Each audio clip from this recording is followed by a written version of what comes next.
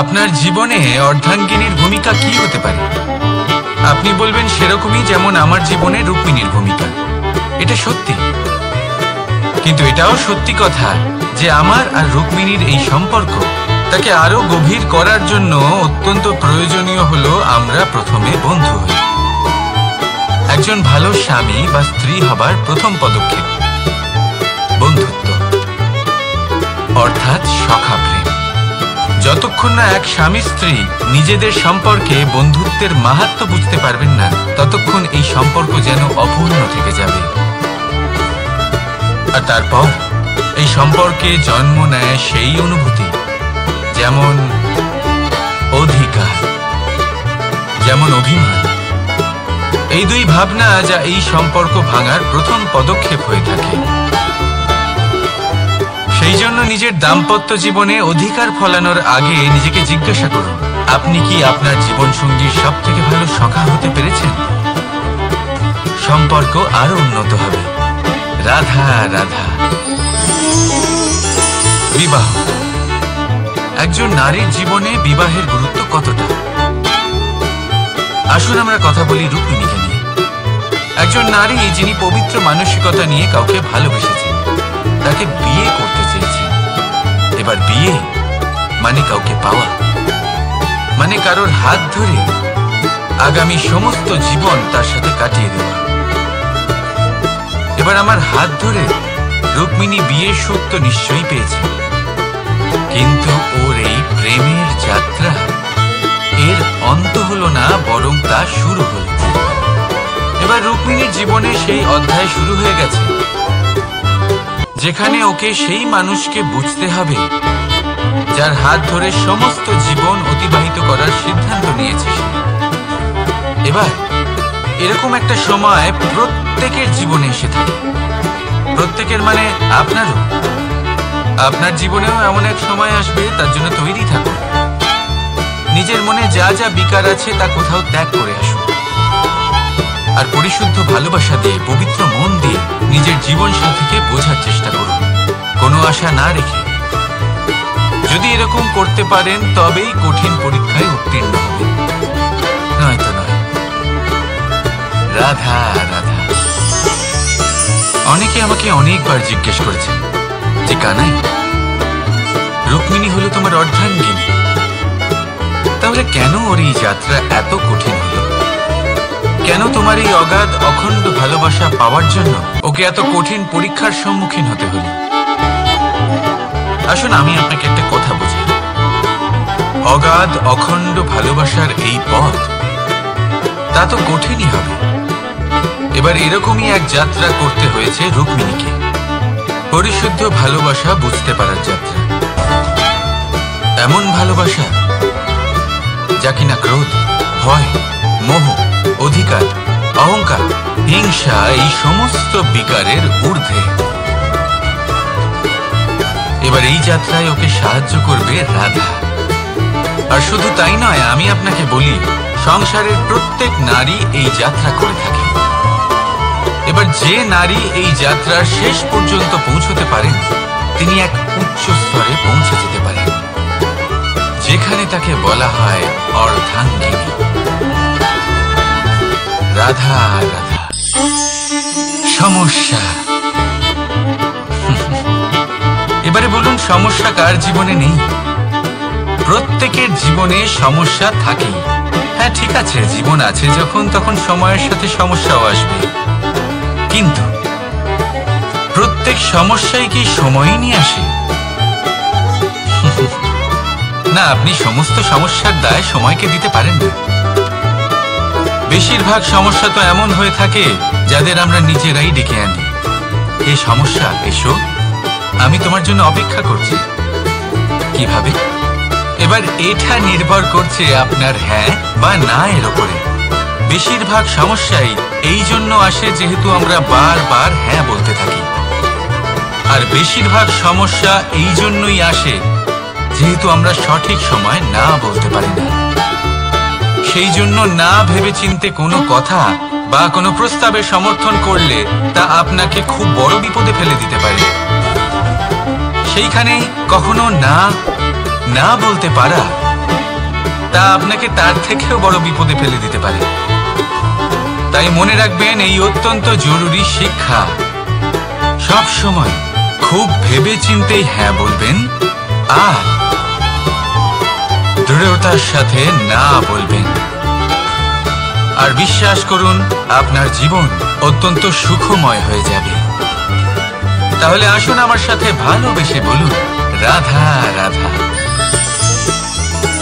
সাফল্য, সাফল্য এই পৃথিবীতে কে না পেতে চান? প্রত্যেক মানুষ চান যেন সাফল্য নিজে এসে তার কাছে ধরা দেয়। এবার সাফল্য তাদের কাছে এসে ধরা দেয় যারা নিজের পা ধরাতলে রেখে চলেন, যারা স্বপ্নের জগতে বিচরণ না করে বাস্তবের মাটিতে পা রেখে চলেন এবং তাও দৃঢ়তার সাথে। সাফল্য তারা পান না যারা বাড়িতে বসে বসে শুধু স্বপ্ন দেখেন। সাফল্য নিজে থেকে তাদের কাছেই আসে যারা নিরন্তর চেষ্টা করেন, যারা পরিশ্রম করেন আর নিজের এই জীবনকে অন্যের কাছে সফল করে দেখান। তাহলে সিদ্ধান্ত হলো আপনার। সফল সবাই হতে চান, স্বপ্ন সবাই সার্থক করতে চান। স্বপ্ন তখনই সার্থক হয় যখন পরিশ্রম করবেন, আর সাফল্য তখনই আপনার সাথে থাকবে যতক্ষণ আপনি বিনম্র থাকবেন। তাহলে আসুন আমার সাথে ভালোবেসে বলুন, রাধা রাধা। এই পুষ্প দেখতে পাচ্ছেন আপনি? কি সুন্দর এই পুষ্প। সবাই চায় এরকম কোনো এক পুষ্প সে নিজের করে নেবে, নিজের কাছে রাখবে। এবার ভাবুন, এই পুষ্প যে সম্মান পায় তা কিসের জন্য পায়? শুধু কি তাকে সুন্দর দেখতে বলে? আসুন আপনাকে একটা কথা বোঝাই। এই ফুল যখন গাছে থাকে তখন এই রূপ আমাদের আকর্ষণ করে। এই ফুল দিয়ে যদি আপনি মালা বানান, কোনো মূর্তিতে দেন, তাহলে তা সম্মানের নিদর্শন হয়। এবার এই ফুলই যদি আপনি বিছানাতে ছড়িয়ে দেন, তাহলে সেই দৃশ্য দেখে সেই সুবাসে আপনার মন পুলকিত হয়ে ওঠে। কিন্তু ভাবুন, এই পুষ্পই যদি আপনি চিতায় সাজান, তাহলে এই পুষ্পকে আর কেউ সম্মান করে না। একই রকম কথা, সেই একই পুষ্প এক পরিস্থিতিতে সম্মান পাচ্ছে, এক পরিস্থিতিতে নয়। কেন? কারণ এতেই লুকিয়ে রয়েছে একটা গুরুত্বপূর্ণ শিক্ষা। এর সারমর্ম হলো এটাই যে এই সম্মান ব্যক্তি বা বস্তুকে করা হয় না, সম্মান করা হয় সময় এবং পরিস্থিতিকে। এবার এই যে সময়, তা কখনোই আমাদের বশে থাকে না। আমাদের বশে থাকে পরিস্থিতি। আমাদের পরিস্থিতি কেমন হবে তার সিদ্ধান্ত স্বয়ং আমরাই নিই। আর যেরকম আমাদের পরিস্থিতি হবে সেরকমই আমাদের সম্মান করা হবে। তাহলে আসুন আমার সাথে ভালোবেসে বলুন, রাধা রাধা।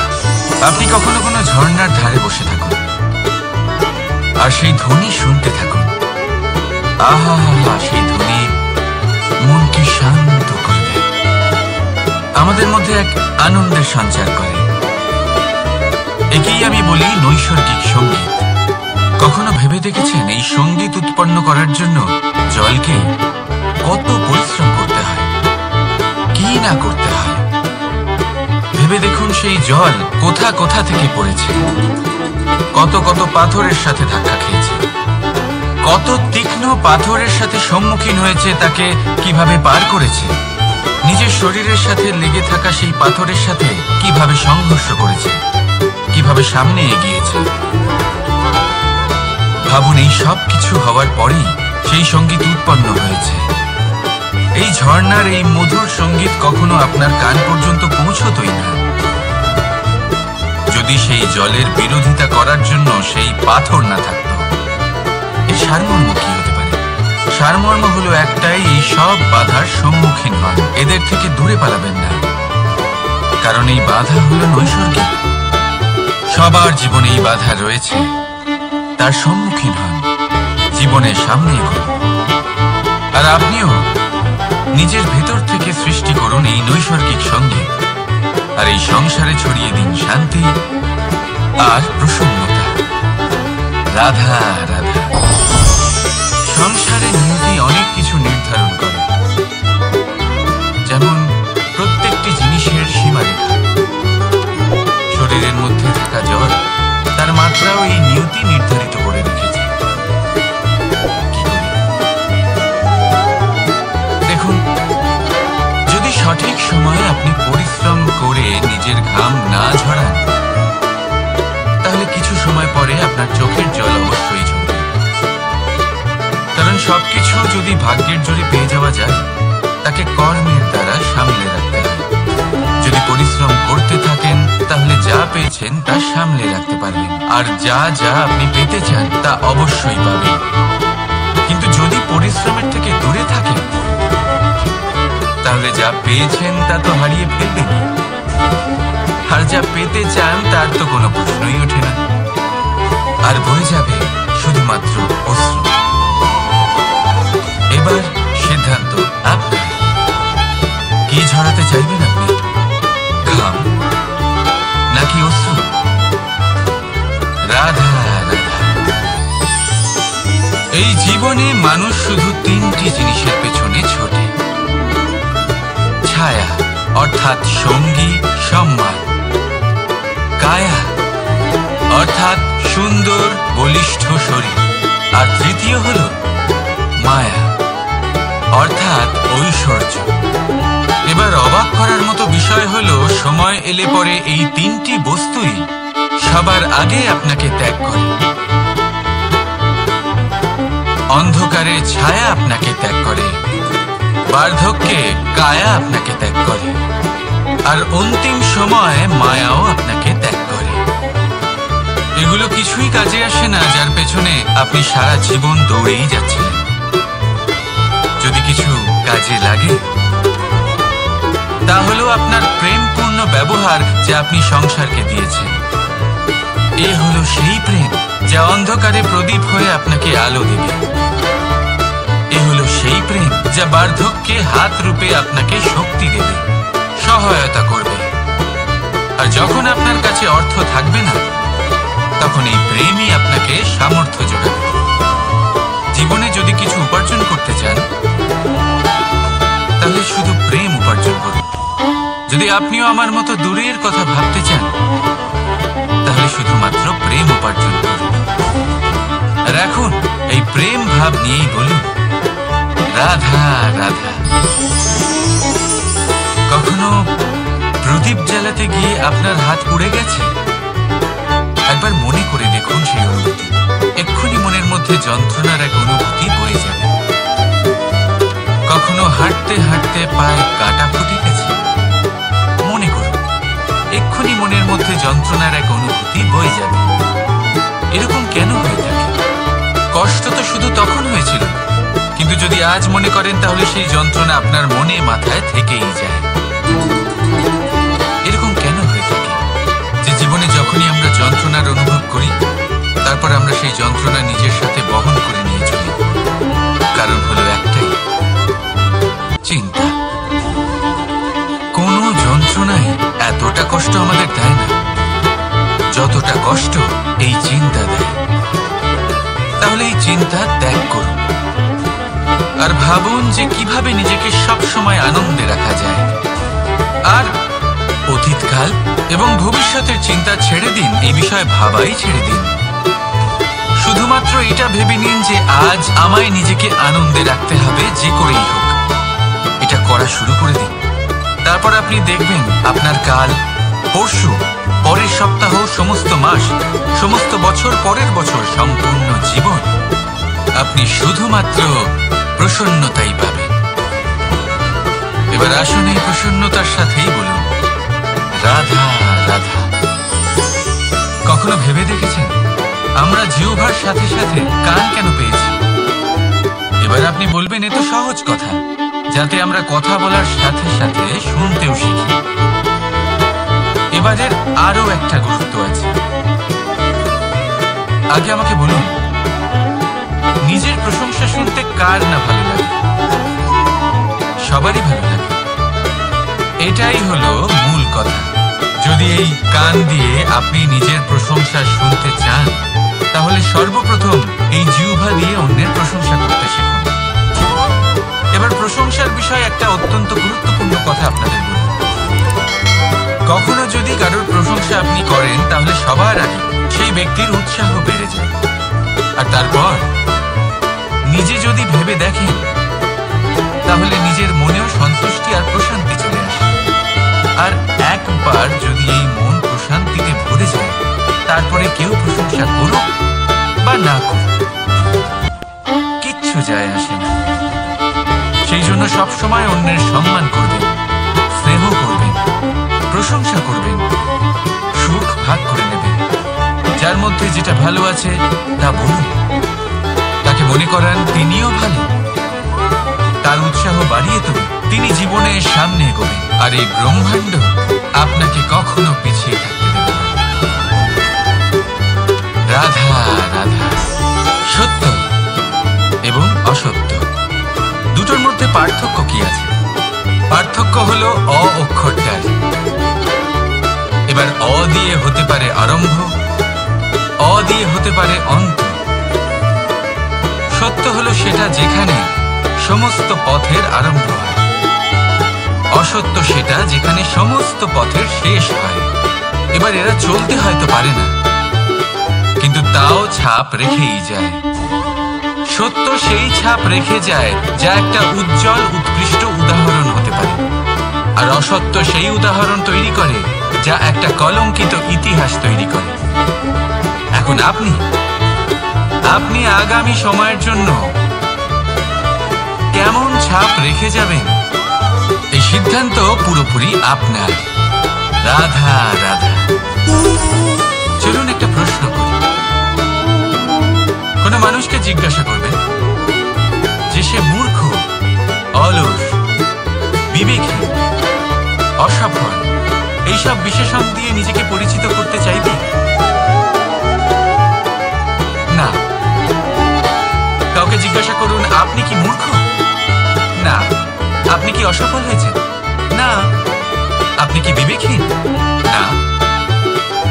এবার বলুন, আপনি জীবনে মূর্খ, বিবেকহীন হবার জন্য কোনো ভালো পরিকল্পনা বানিয়েছেন?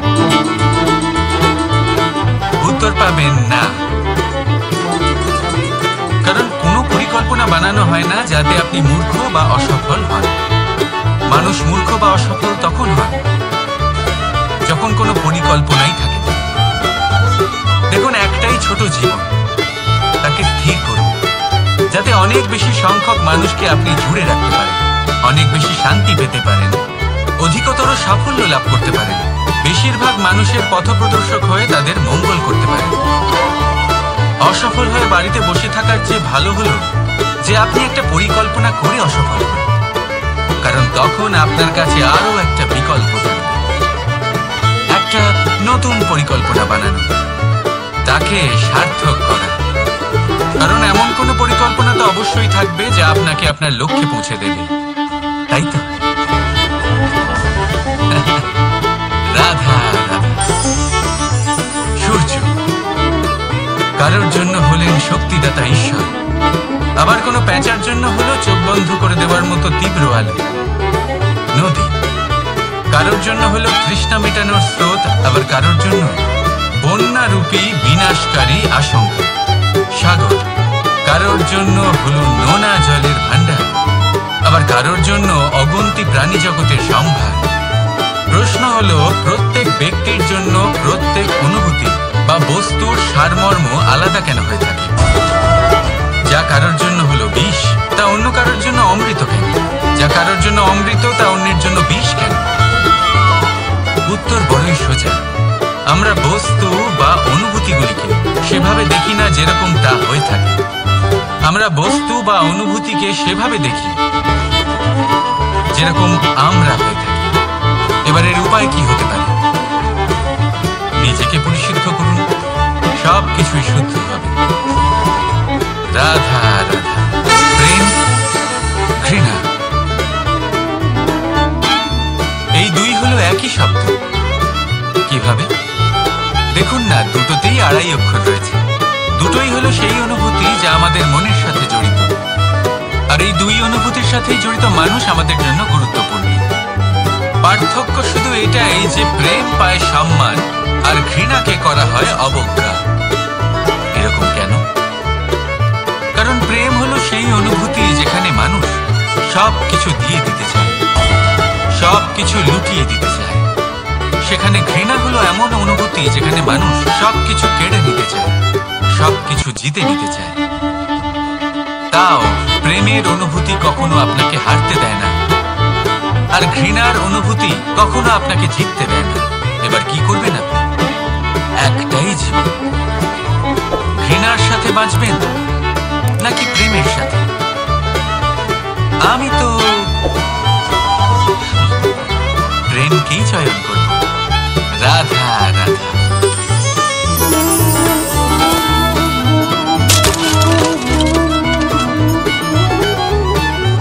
কি হলো?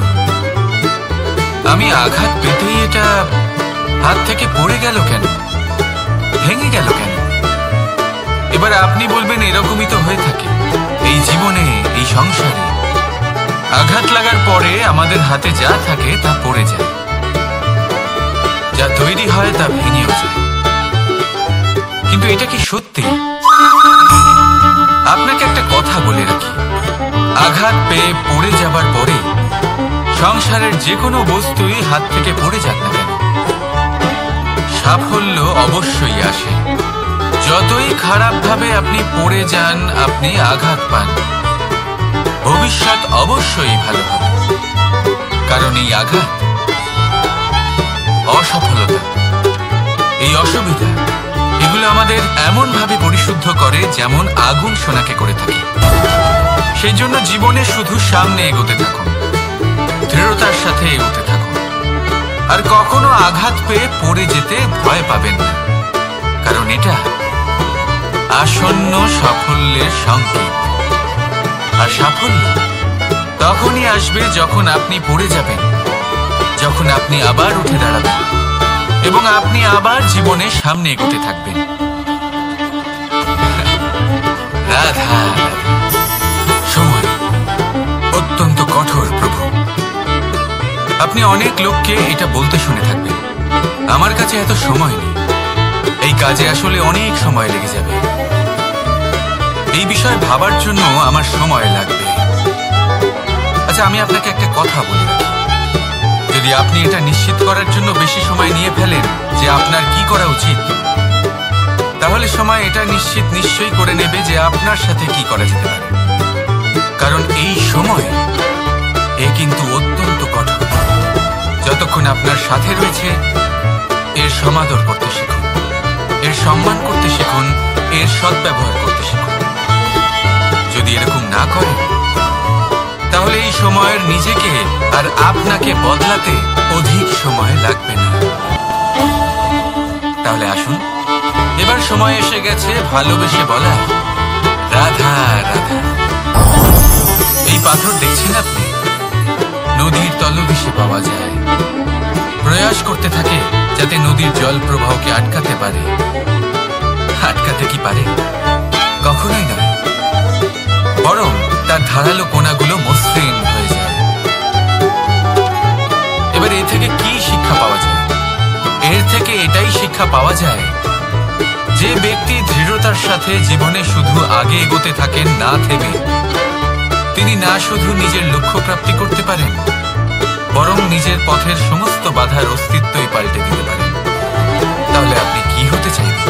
সেই ব্যক্তি যিনি নিজের বাধাকে দূরে ঠেলে আগে এগোতে পারেন, নাকি সেই ব্যক্তি যিনি অন্য কারোর পথে বাধা হয়ে থেকে তার নিজের অস্তিত্বই হারিয়ে ফেলেন? সিদ্ধান্ত হলো আপনার। রাধা রাধা।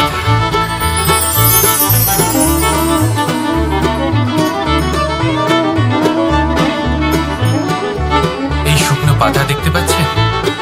এটা কখনো গাছের ডালে ছিল, সবুজ তরতাজা, বৃক্ষকে পুষ্টি দান করত। কিন্তু যেই এটা শুকিয়ে গেল, যেই ও পুষ্টি সরবরাহ করা বন্ধ করে দিল, ওকে ফেলে দেওয়া হলো। এবার আপনি বলবেন এটাই তো হলো সত্যি, এটাই তো হলো সংসারের তিক্ত সত্যি। এই সংসার ততক্ষণ পর্যন্তই আপনাকে নিজের সাথে রাখবে যতক্ষণ আপনি নিজেকে উপযুক্ত বানিয়ে রাখতে পারবেন। আমি এটা বলবো না যে এটা হলো মিথ্যে, কিন্তু এটা অবশ্যই বলবো যে এটা সম্পূর্ণ সত্যি নয়। সম্পূর্ণ সত্যি হলো এটাই যে যদি আপনি চান তাহলে চিরকালের জন্য সংসারকে পুষ্টি দান করতে পারেন, আর চিরকালের জন্য সংসার আপনাকে নিজের সঙ্গে রাখতে পারে। কিভাবে? এই শুকনো পাতার উদাহরণই আপনাকে দিচ্ছি। এই শুকনো পাতা প্রথমে টুকরো হবে, তারপরে বৃষ্টির জলের সাথে গলে যাবে, তারপর সার হবে, তারপর সেই বৃক্ষের গোড়াতেই সমাহিত হবে, একটা নতুন অঙ্কুরকে একটা নতুন জীবন দেবে। তাহলে আপনি ভাবুন, আপনি নিজের জীবনের সাথে কি করতে চান? যদি কখনো আপনি পড়ে যান, অসফল হয়ে থাকেন, তাহলে আপনি কি এই উৎসাহ হারিয়ে ফেলবেন, নাকি আবার উঠে দাঁড়াবেন আর আবার এক নতুন সংসারের রচনা করবেন?